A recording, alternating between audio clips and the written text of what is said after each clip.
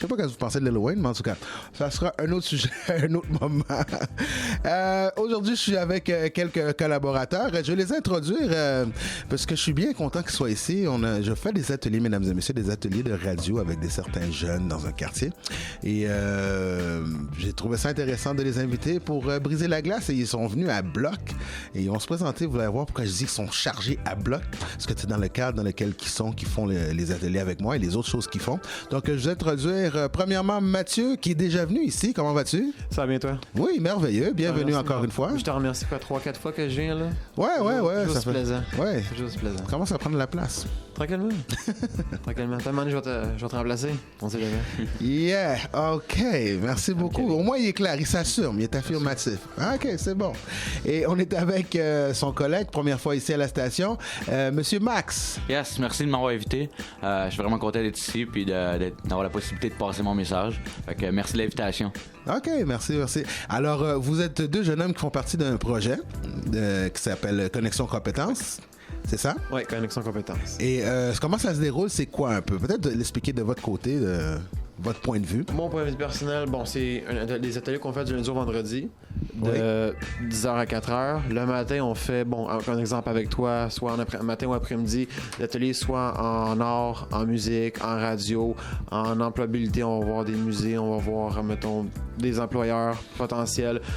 Tout ça, un cheminement qui va nous mener après Connexion, justement, à la fin décembre. Qu'est-ce qu'on va faire après? Moi, personnellement, je vais rentrer à l'UQAM à l'université en communication. Good. C'est ça. Puis l'après-midi, on fait de la boxe. Moi, ce que je trouve intéressant, c'est vraiment qu'on apprend beaucoup à se connaître soi-même au travers de plusieurs activités. Okay. Comme il a dit, au travers soit de la musique, ou soit on est même allé, mettons, au musée de l'Holocauste. Ça a l'air de rien, mais j'ai beaucoup appris sur moi-même en ayant cette opportunité-là. Fait que je suis vraiment, vraiment content. Puis je pense que c'était un très, très beau programme de la part de Ali Nestor. D'être capable de transmettre ça aux jeunes, une motivation de retourner sur le marché du travail, de se sortir de la rue ultimement. Voilà. Et vous faisiez quoi avant le projet? Moi, j'étais un ancien militaire.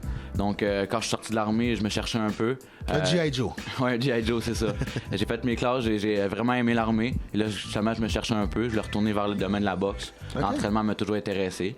Peut-être devenir coach de boxe ou coach niveau fitness. C'est une porte que j'aimerais franchir. Oui, pour te connaître là, depuis un mois et quelques, là, je vois que t'es quelqu'un fitness, quelqu'un santé, quelqu'un qui veut canaliser son énergie. T'en as beaucoup. Ça, je peux le partager avec vous, mesdames et messieurs. Monsieur Max, qui est ici avec nous, a beaucoup d'énergie. Ça m'étonne pas qu'il n'est pas arrivé ici à la station à 6h30, juste pour vous dire. Ou même en courant. Ou même en courant de Laval. Alors, c'est ça. Et qu'est-ce que tu faisais, Mathieu, juste avant? Moi, j'étais à l'école d'Ali Nestor, l'école des Princes de la rue. J'ai fini. Je voulais entrer à l'université justement en septembre, mais je me suis dit, après toute l'école que j'ai fait, je vais prendre un petit break, faire connexion, essayer de me ressourcer, trouver vraiment qu'est-ce que je voulais faire vraiment. Okay. Puis finalement, il n'y a rien qu'à changer vraiment la communication, puis animer des foules. Voilà, animer des foules. Ouais, animer des foules. T'es un show. Ton surnom Showtime. Dans le groupe, hein? Showtime. Tu l'assumes? Je l'assume. C'était-tu une joke au début? Non, c'est toi qui l'assumes? C'est Rudy qui m'a donné ce nickname-là, Rudy. OK. Rude Boy, après un combat de boxe, parce que j'étais all-in avec la foule. OK. Puis avec mon combat, j'ai malheureusement perdu, ce qui m'a... À cause de ça m'a coûté ma victoire. Mais c'est resté, puis j'ai continué après ça à faire d'autres animations. Puis that's it, Showtime. Showtime. OK. Je pensais que c'était une joke. Non, parce que je vois non. que les gars, ils s'amusent un peu avec. Non. J'ai dit, bon. Tout part de Rudy. Par là.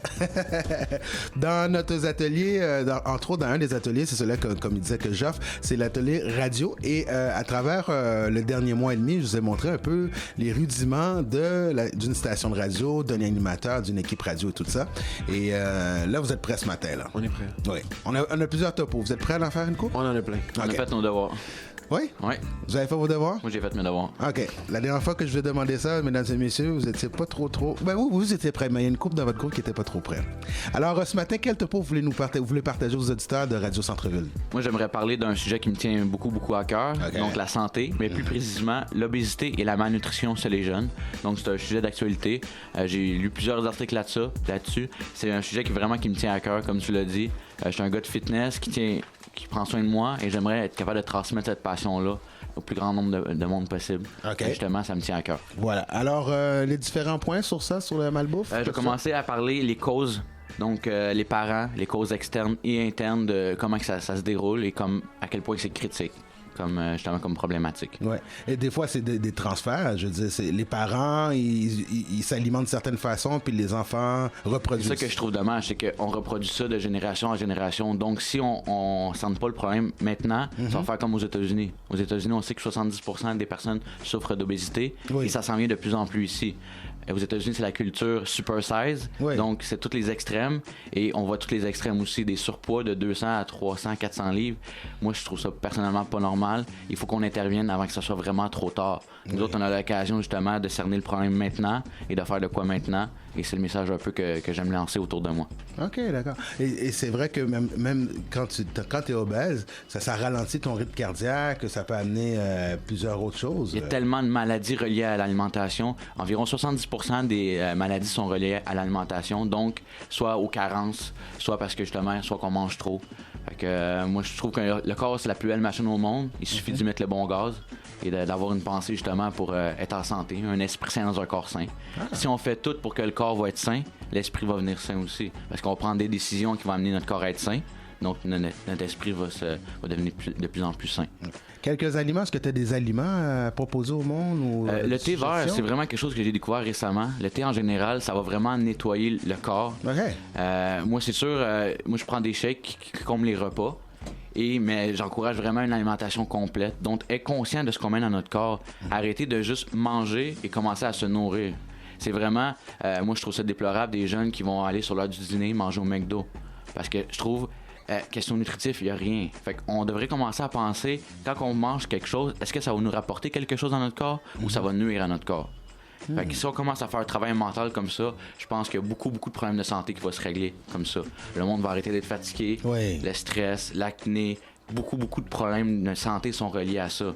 Donc, en changeant notre mentalité, notre philosophie, et justement amener un esprit sain dans un corps sain ultimement. J'aime bien la phrase que tu as dit, arrêter de manger mais de se nourrir.